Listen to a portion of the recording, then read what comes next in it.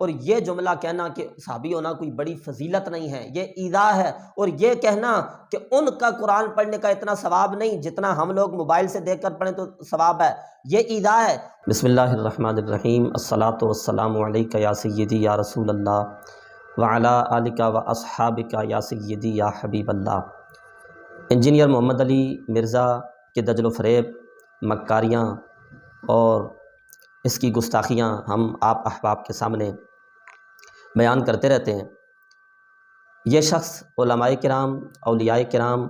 کی گستاخیاں کرتے کرتے اب صحابہ کرام، انبیاء کرام اور خود امام الانبیاء خاتم النبیین حضرت محمد کریم صلی اللہ علیہ وسلم کی توہین اور گستاخیاں کرنے پہ اتر آیا ہے۔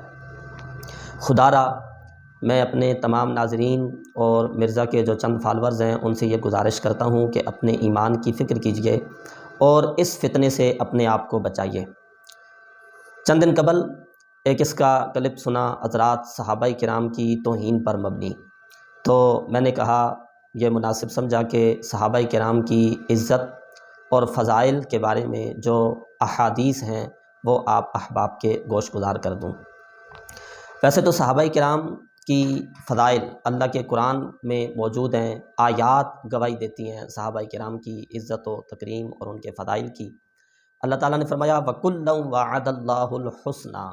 اس آیت میں صحابہ کرام کی بات کی جا رہی ہے کہ اللہ نے سب صحابہ سے حسنہ یعنی جنت کا وعدہ فرمایا ہے۔ رضی اللہ عنہم ورضوا عنہ، صحابہ کرام کا تذکرہ کرتے ہوئے اللہ تعالیٰ نے فرمایا کہ یہ اللہ ان سے راضی ہیں اور یہ اللہ سے راضی ہیں۔ اللہ تعالیٰ نے قرآن مجید میں منافقین کی بات کرتے ہوئے فرمایا وَإِذَا قِيلَ لَهُمْ آمِنُوا كَمَا آمَنَ النَّاسِ، کہ جب ان سے کہا جائے ایسے ایمان لاؤ جیسے یہ لوگ ایمان لائیں۔ اس پر مفسرین کا اتفاق ہے کہ منافقوں کو جو یہ کہا گیا ان لوگوں کی طرح ایمان لاؤ، تو ان لوگوں سے مراد نبی پاک علیہ الصلوۃ والسلام کے صحابہ ہیں، یعنی اللہ کے ہاں اس کا ایمان معتبر ہے جس کا ایمان صحابہ کرام کی طرح ہے۔ اللہ تعالیٰ نے فرمایا فَإِنْ آمَنُوا بِمِثْلِ مَا آمَنْتُمْ بِهِ فَقَدِ اهْتَدَوْا، اگر وہ ایمان لائیں ایسے جیسے تم لوگ ایمان لائے ہو، یہ جیسے تم ایمان لائے ہو اس سے مراد ہے نبی پاک صلی اللہ علیہ وسلم کے صحابہ۔ تو اللہ فرماتا ہے تم جیسا یعنی صحابہ جیسا جو ایمان لائے فَقَدِ اهْتَدَوْا، وہ ہدایت پائے گا، یعنی اس کا ایمان اللہ کے ہاں معتبر ہوگا۔ مرزا جس طرح علماء کرام کی توہین کرتا ہے اور لوگوں کو علماء سے دور کرنے کی کوشش کرتا ہے، کیونکہ دین لوگ علماء سے ہی لیتے ہیں۔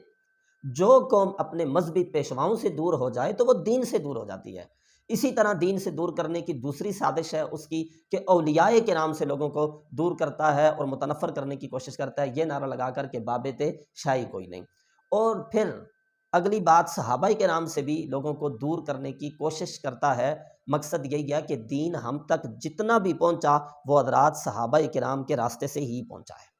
نبی کریم صلی اللہ علیہ وسلم نے جب اس دنیا سے پردہ فرمایا تو حضور علیہ الصلوۃ والسلام کا جو دین تھا وہ صحابہ کرام کے ہاتھوں میں محفوظ تھا نا، اور انہی سے پھر ہم تک پہنچا۔ جب ان شخصیات کو جنہوں نے دین لیا متنازع کیا جائے گا اور ان سے لوگوں کو دور کرنے کی کوشش کی جائے گی تو خود بخود لوگ ان سے دور ہوں گے تو دین سے بھی دور ہو جائیں گے۔ سن لیجئے آپ یہ کیا کہہ رہا ہے۔ صحابی ہونا کوئی بڑی فضیلت نہیں ہے، اصل فضیلت ہے لا الہ الا اللہ محمد رسول اللہ کا اقرار کرنا۔ کہہ رہا جی کہ صحابی ہونا کوئی بڑی فضیلت نہیں ہے، بلکہ ہمارے نزدیک سب سے بڑی فضیلت ہے کلمہ گو ہونا، لا الہ الا اللہ محمد رسول اللہ۔ اس بے ایمان کو اتنی بات نہیں پتا، جب آپ کہہ رہے ہیں صحابی تو صحابی ہوتا ہی وہ ہے جو کلمہ گو ہوتا ہے، تو دجل کرتا ہے نا، فریب کرتا ہے، یعنی یہ سمجھانا چاہتا ہے کہ صحابی یہ ہے اور کلمہ یہ الگ الگ باتیں ہوں تو پھر تو بات ہے کہ آپ کہیں یہ بڑی فضیلت ہے اور صحابی ہونا نہیں۔ صحابی کی تعریف آپ پڑھیں، ہمارے اکابرین نے جو اپنی کتب میں صحابی کی تعریف کی ہے وہ یہ تو ہے ہی نہیں جو یہ بیان کر رہا ہے۔ اسی کلپ میں آگے جا کر کہتا ہے جی جو شخص نبی کریم علیہ الصلوۃ والسلام کے بعد مرتد ہو جائے تو وہ حضور کے زمانے میں کیا تھا، تو آگے سے لوگ کہتے ہیں جی مسلمان، تو کہتا ہے نہیں نہیں مسلمان نہیں صحابی۔ اب آپ صحابی کی تعریف ہی بھول جائیں گے۔ نبی علیہ السلام کی وفات کے بعد جو مرتد ہو وہ نبی کے زمانے میں کیا ہوتا ہے؟ مسلمان نہیں سر، صحابی۔ ان ڈیفینیشن ہی بھول کے صحابی تھی، جس نے ایک نظر بھی دیکھ لیا۔ اور ڈیفینیشن صحابی کی تعریف تو یہ نا جس نے ایک نظر بھی دیکھ لیا، جھوٹ بولا ہے اس شخص نے۔ یہ دجل ہے اس کا، یہ فریب ہے اس کا، یہ ایک عالم نے بھی 14 صدیوں میں یہ لکھا ہی نہیں۔ صحابی اس کو کہتے ہیں کہ جس نے ایک نظر بھی سرکار دو عالم صلی اللہ علیہ وسلم کو دیکھا ہے، ایسا نہیں ہے۔ اگر یہ بات ہے تو پھر تو معاذ اللہ ابو جہل بھی صحابی ہوگا، اس نے بھی سرکار دو عالم صلی اللہ علیہ وسلم کو دیکھا ہے نا۔ وہ کفار جن کے خلاف ساری زندگی نبی کریم صلی اللہ علیہ وسلم جہاد کرتے رہے تو وہ بھی صحابی ٹھہریں گے پھر تو، اگر یہ تعریف کی جائے۔ یہ تعریف نہیں ہے صحابی کی کہ جس نے صرف سرکار دو عالم صلی اللہ علیہ وسلم کو ایک نظر دیکھ لیا، بلکہ صحابی کی تعریف یہ ہے جس نے حالت ایمان میں، تو جب حالت ایمان کی شرط ہے تو لا الہ الا اللہ محمد رسول اللہ کی فضیلت تو ہر صحابی کو حاصل ہو گئی نا، ہر صحابی کو وہ فضیلت حاصل ہے لا الہ الا اللہ محمد رسول اللہ والی، جو عام مسلمانوں کو حاصل ہے۔ صحابی وہ ہے جس نے حالت ایمان میں سرکار دو عالم صلی اللہ علیہ وسلم کا دیدار کیا اور پھر اس کا خاتمہ بھی حالت ایمان پر ہوا، اس کی نماز جنازہ ادا کی گئی، صحابہ کرام نے، تابعین نے ان کا کفن دفن کیا، مسلمانوں والا معاملہ ان کے ساتھ کیا گیا۔ تو جو حالت ایمان میں حضور کو دیکھے، حالت ایمان میں دنیا سے پردہ کر جائے تو ظاہر ہے وہ صحابی ہے۔ اب جو مرتد ہونے والے تم کہہ رہے ہو وہ تو صحابہ ہے ہی نہیں ہے، جو ان کو صحابی کہہ کر تو پھر کہا جائے جی یہ ایسے ہو گئے، وہ صحابی ہے ہی نہیں ہے۔ اب وہ لوگ جنہوں نے حالت ایمان میں دیدار کیا اور حالت ایمان میں ہی دنیا سے انہوں نے پردہ کیا، کیا ان کی فضیلت ہے یا نہیں؟ یہ تو کہتا ہے نا کوئی بڑی فضیلت نہیں ہے۔ میں آپ احباب کے سامنے چند ایک احادیث رکھتا ہوں۔ یہ ترمذی شریف ہے جی، حدیث نمبر 2826 ہے۔ حضرت جابر بن عبداللہ کہتے ہیں سمعت النبی صلی اللہ علیہ وسلم یقول، میں نے نبی کریم صلی اللہ علیہ وسلم کو یہ فرماتے ہوئے خود سنا ہے، لا تمس النار مسلما رآنی، کبھی بھی آگ اس مسلمان کو نہیں چھوئے گی جس نے مجھے دیکھا ہے۔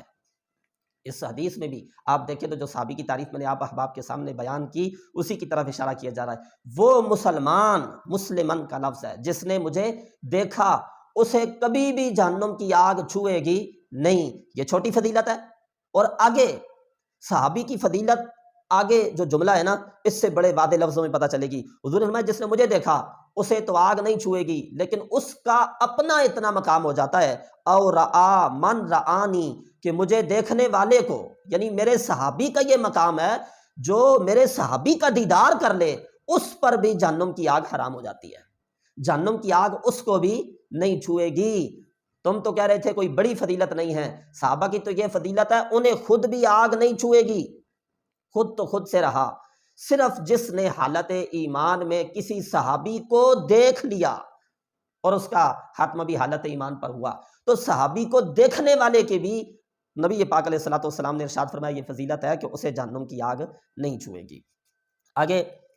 ترمذی شریف کی حدیث نمبر 2829 ہے، اور یہ حدیث مسلم شریف میں 6488 6489 نمبر پر مسلم شریف میں بھی حدیث موجود ہے۔ روایت ہے حضرت ابو سعید خدری رضی اللہ تعالی عنہ سے، قال رسول اللہ صلی اللہ علیہ وسلم، فرماتے ہیں کہ اللہ کے رسول صلی اللہ علیہ وسلم نے فرمایا لا تسبوا اصحابی، میرے صحابہ کو برا بلا مت کہو، فوالذی نفسی بیدہ، اس ذات کی قسم جس کے قبضہ قدرت میں میری جان ہے۔ حضور قسم اٹھا کے صحابہ کی فضیلت کی بات بتا رہے ہیں، اس کی قسم جس کے قبضہ قدرت میں میری جان ہے، لو ان احدکم انفق، اگر تم میں سے کوئی ایک خرچ کرے، مثل احد ذہبا، احد پہاڑ کے برابر، کیا جی جو نہیں، ذہبا سونا۔ میں حدیث کے ترجمہ پھر کرتا ہوں، رک کے ایک بات عرض کرتا ہوں، اس کا یہ کلپ آپ سنیں۔ تو آج کے دور میں جو موبائل سے دیکھ کے پڑھ رہا ہے اس کو صحابہ کرام جو زبانی پڑھتے تھے اس سے زیادہ جس میں یہ کہہ رہا ہے کہ آپ جو موبائل پر دیکھ کر قرآن پڑھتے ہیں نا، اس کا ثواب آپ کو اس سے زیادہ ملتا ہے جو صحابہ کرام زبانی پڑھا کرتے تھے۔ اس کا یہ جملہ دیکھیں، اس جملے میں جو اس نے دجل اور فریب کیا وہ بڑے واضح لفظوں میں پتہ چل جاتا ہے اس حدیث۔ نبی پاک علیہ الصلوۃ والسلام نے فرمایا تم اگر احد پہاڑ جتنا سونا خرچ کر دو، ما ادرکا مد احدہم ولا نصیفہ، تو میرے صحابی کے مٹھی بھر کے برابر بھی نہیں ہو سکتا، یا مٹھی سے بھی کم یعنی نصف، جو اس کو بھی پہنچ سکتے نہیں ہیں۔ اس سے پتہ یہ چلا ہم جتنی مرضی ہے نیکیاں کرتے رہیں، صحابہ کرام کی کسی ادنا، ویسے ان کی کوئی نیکی ادنا نہیں ہے، لیکن ان کے اعتبار سے نسبتاً جو ادنا ہے، ان کی ادنا نیکی کو بھی ہماری بڑی بڑی نیکیاں پہنچ سکتی نہیں ہیں، اور ان میں کوئی جوڑ ہی نہیں ہے۔ پھر ترمذی شریف کی ہی حدیث ہے، 2831 نمبر حدیث ہے، حضرت عبداللہ ابن مغفل راوی ہیں، قال قال رسول اللہ صلی اللہ علیہ وسلم، فرماتے ہیں اللہ کے محبوب صلی اللہ علیہ وسلم نے ارشاد فرمایا، اللہ اللہ فی اصحابی، اللہ سے ڈرو، اللہ سے ڈرو میرے صحابہ کے بارے میں۔ اچھا، اس کو بھی میں کون کون سی مرزا کی شرارت اور مرزا کا دجل آپ کے سامنے رکھوں، اس پر بھی اس نے یہ کہہ دیا کہ اللہ اللہ یہ تو مہمل جملہ ہے، اللہ یہ تو محمل جملہ ہے۔ یہ دیکھیں نبی پاک علیہ الصلوۃ والسلام نے بھی یہ لفظ استعمال کیا، یہ مفعول ہے، پیچھے اس کا جو فعل ہے وہ محذوف ہے، یعنی اللہ سے ڈرو، اتقوا اللہ، اللہ سے ڈرو، 2 مرتبہ فرمایا اللہ سے ڈرو، فی اصحابی میرے صحابہ کے معاملے میں، لا تتخذوہم غرضا بعدی، میرے بعد ان کو ہدف نہ بنا لینا، یعنی ان پر تنقید نہ کرنا، تیروں کی بارش ان کی طرف نہ کر دینا، لا تتخذوہم غرضا بعدی۔ آگے حضور نے جو فرمایا فمن احبہم فبحبی احبہم، جو صحابہ سے محبت کرتا ہے وہ میری محبت کی وجہ سے محبت کرتا ہے، ومن ابغضہم فببغضی ابغضہم، جو ان سے بغض کرتا ہے وہ میرے بغض کی وجہ سے ان سے بغض کرتا ہے۔ کوئی بڑی فضیلت نہیں ہے صحابی ہونا۔ حضور فرماتے ہیں جو صحابی سے بغض کر رہا ہے وہ صحابی سے نہیں، وہ مجھ سے بغض کر رہا ہے، اور میرے بغض کی وجہ سے میرے صحابی سے بغض کر رہا ہے، اور جو صحابی سے محبت کر رہا ہے وہ خالی صحابی سے نہیں، حضور فرماتے ہیں کیونکہ اس کا پیار مجھ سے ہے، اس کی محبت مجھ سے ہے، وہ میری محبت کی وجہ سے میری نسبت کا خیال رکھتے ہوئے میرے صحابہ سے بھی محبت کر رہا ہے۔ ومن آداہم فقد آدانی، جو صحابہ کو ایذا دیتا ہے، تکلیف دیتا ہے، ظاہر ہے توہین کرنا ایذا ہے نا، گستاخی کرنا ایذا ہے، اور یہ جملہ کہنا کہ صحابی ہونا کوئی بڑی فضیلت نہیں ہے یہ ایذا ہے، اور یہ کہنا کہ ان کا قرآن پڑھنے کا اتنا ثواب نہیں جتنا ہم لوگ موبائل سے دیکھ کر پڑھیں تو ثواب ہے، یہ ایذا ہے۔ حضور نے فرمایا جو صحابہ کو ایذا دیتا ہے اس کی ایذا خالی ان پاکان امت تک نہیں ہے، فقد آذانی، وہ مجھے ایذا دیتا ہے، وہ مجھے تکلیف دیتا ہے، اور جو مجھے تکلیف دیتا ہے اس کی تکلیف کہاں تک ہے، ومن آذانی فقد آذ اللہ، جو مجھے ایذا دیتا ہے وہ اللہ کو ایذا دیتا ہے، ومن آذ اللہ، اور جو اللہ کو ایذا دیتا ہے۔ معاملہ کہاں سے چلا؟ صحابی کی ایذا سے، صحابی کی ایذا رسول اللہ کی، رسول اللہ کی ایذا اللہ کی، اور جو من آذ اللہ، جو اللہ تعالیٰ کو ایذا دیتا ہے، یوشک ان یأخذہ، قریب ہے کہ اللہ اس کی پکڑ فرمائے گا، اللہ اس کا مواخذہ کرے گا۔ لہذا جو بھی صحابہ کرام کی توہین کرے گا، جو بھی صحابہ کرام کی چھوٹی سی بھی گستاخی کا لفظ اپنے منہ سے نکالے گا، ایذا دے گا، یہ بات پکی ہے کہ اللہ رب العزت اس کی پکڑ ضرور فرمائے گا۔ اللہ تعالیٰ ان پاکان امت کا احترام کرنے کی، ادب کرنے کی توفیق عطا فرمائے۔ وآخر دعوانا